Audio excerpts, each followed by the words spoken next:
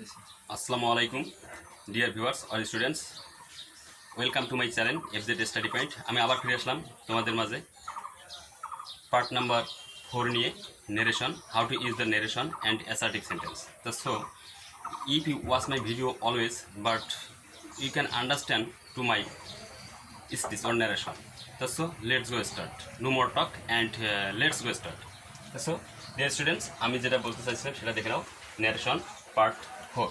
So আমরা আজকে চলে আসতেছি কোথায়, নেরেশন 4-এ পার্ট 4। সো দেখে নাও নেরেশনটা কীভাবে ইউজ করি। আমরা এখন কিন্তু মেন টপিক্সে চলে আসলাম। মেন টপিক্স মানে কি, এখান থেকে নেরেশন শুরু, অর্থাৎ নেরেশন স্টার্ট। সো দেখে নাও, প্রথমে বলছে narration part 4, narration of the assertive sentence, অর্থাৎ নেরেশন আমরা আজকে অ্যাসার্টিভ সেন্টেন্স করবো। সো দেখে নাও, রিপোর্টেড স্পিচ আর রিপোর্টিং ভার্ব নিয়ে কথা বলবো। রিপোর্টিং ভার্ব যেটা কমা কোটেশনের বাইরে থাকে সেটাকে বলে রিপোর্টিং ভার্ব, যেটা কমা কোটেশনের ভিতরে থাকে সেটাকে বলা হয় রিপোর্টাড স্পিচ।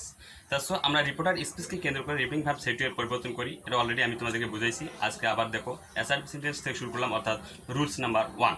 সো দেখে নাও, বলছে রিপোর্টেড স্পিচটি যদি সাবজেক্ট দিয়ে শুরু হয় এবং শেষের চিহ্নটি ফুল স্টপ হয়, কি হয়, ফুল স্টপ হয়, তাহলে সেট টু এর পরিবর্তে টোল্ড এবং সেট টু এর পরিবর্তে টোল্ড কিংবা সেট টু বসালেও চলে।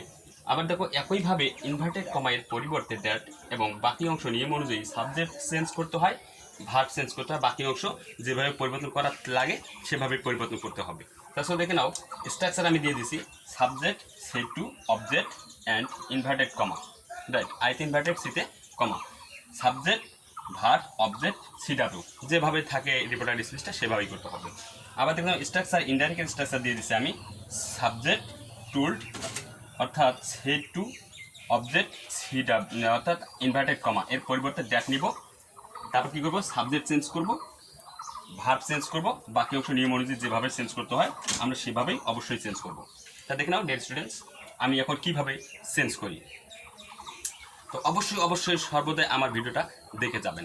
আমি এটা অবশ্যই দিয়ে দিলাম ডিটেলস। এখন আমি পূর্ণাঙ্গ এক্সাম্পলে চলে যাবো, এক্সাম্পলটা কীভাবে চেঞ্জ করতে হয়। তাছাড়া dear students, always you will keep that in mind, so remember that how to use the assertive sentence out of said and will write out of reflex in place that said to or told, and we will out the inverted comma and we will write inverted comma reflects this same place that, and subject change, verb change, objective will be always to time. So listen,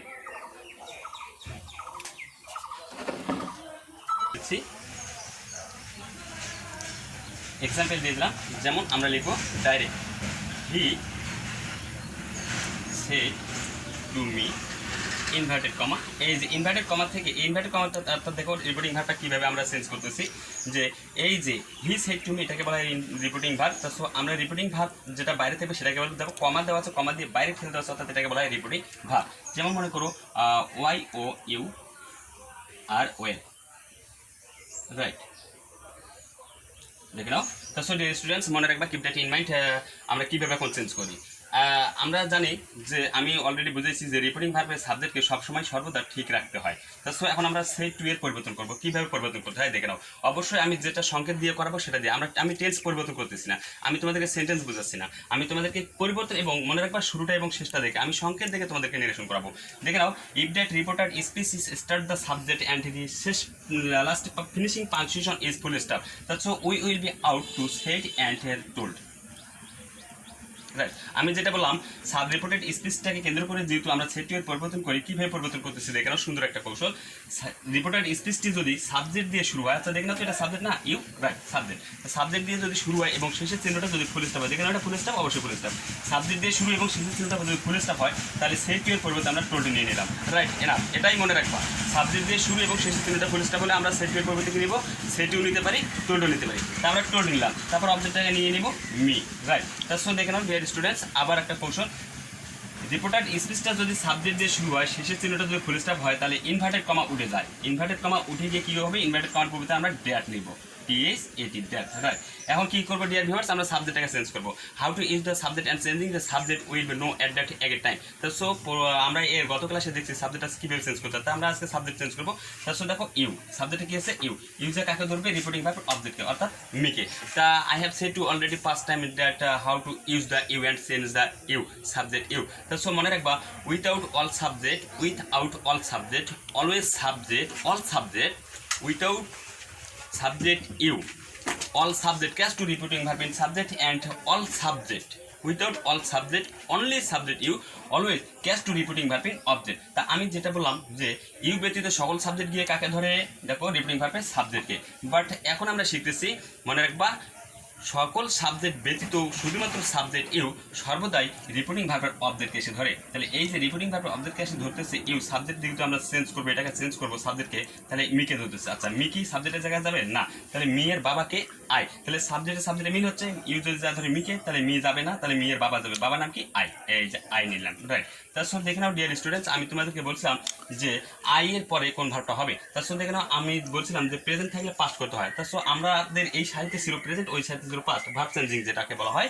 তার so am is are থাকলে নিতে হয় was were. তার so আমি জানি, আমি তোমাদেরকে শিখেছিলাম যে আই থাকলে নিতে হয় ওয়াজ, কি নিতে হয় ওয়াজ, তাহলে আর এর পাস্ট ফর্ম কি ওয়াজ ওয়েল। তো সো ডিয়ার স্টুডেন্টস অবশ্যই তোমরা বুঝে গেছো কীভাবে চেঞ্জ করতে হয়। আমি আরও একটা এক্সাম্পল দিয়েছি, তোমরা সুন্দরভাবে দেখে নাও। Direct he said to me inverted comma I love you।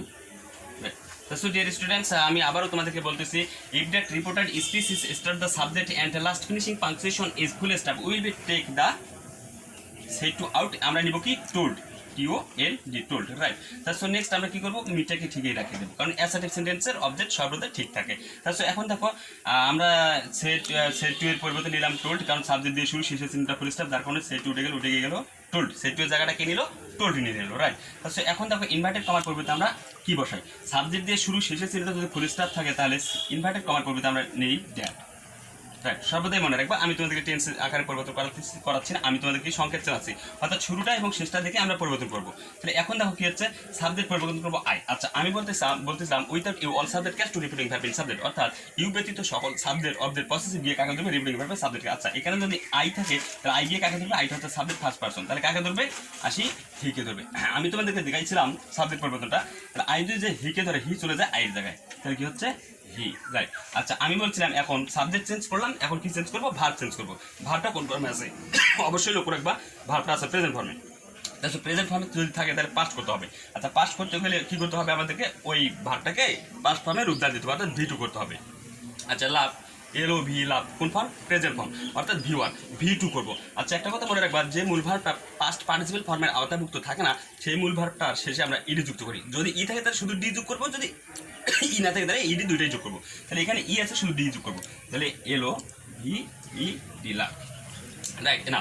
তাহলে সো ডিয়ার স্টুডেন্টস, আমি বলছিলাম তোমাদেরকে যে ইউ সাবজেক্টও হয় আবার অবজেক্ট হয়। কখন কীভাবে হয় মনে রাখবা, ইউ যদি সর্বশেষে থাকে, সেন্টেন্সের শেষে থাকে, তাহলে অবজেক্টের কাজ করে। কার কাজ করে, অবজেক্টের কাজ করে। আর যদি প্রথমে থাকে তাহলে সাবজেক্টের কাজ করে। তাই ইউ এখন কিসের কাজ করতেছে, শেষে যদি আছে সরি, ইউ হচ্ছে কি অবজেক্ট, অবজেক্ট যে কাকে ধরবে, দেখো ইউ রিপোর্টিং ভার্বের অবজেক্টকে, কারণ ইউর শব্দ কাকে ধরে, রিপোর্টিং ভার্বের অবজেক্টকে দিয়ে ধরে। তা ইউ আছে কাকে ধরতে, দেখো তো মিকে, প্যাটার্ন দিয়ে দিচ্ছি আমি, তোমরা ভালোভাবে দেখে যাও। তো ইউ যদি সে মিকে ধরে, মিটা কি অবজেক্ট, ইউটা হচ্ছে অবজেক্ট, তাহলে অবজেক্টে মিলেছে, তাহলে মি চলে যাচ্ছে অবজেক্টের জায়গায়, ইউ এর জায়গায়। So dear students, you have understood to my word, so how to capacity claim the education or the education and narration of item number. So আমি যেভাবে তোমাদেরকে টপিক্সটা করলাম, তোমরা অবশ্যই মনে রাখবা, সুন্দরভাবে এই কৌশলে অবলম্বন করবা, তাহলে তোমাদের নেরেশনের সমস্যা হবে না। আমরা টেন্স জানি না, টেন্স আকারে নেরেশন করতেছি না। সো ঠিক আছে, থ্যাংক ইউ, ভালো থাকো, সুন্দর থাকো, টেক কেয়ার, অবশ্যই করোনা থেকে দূরে থাকো, নিজেকে সেফটি রাখো। আমরা আবার ফিরে আসবো নেক্সট ক্লাস নিয়ে, পার্ট নাম্বার 5 নিয়ে, narration item. So thank you, ভালো থাকো, আসসালামু আলাইকুম।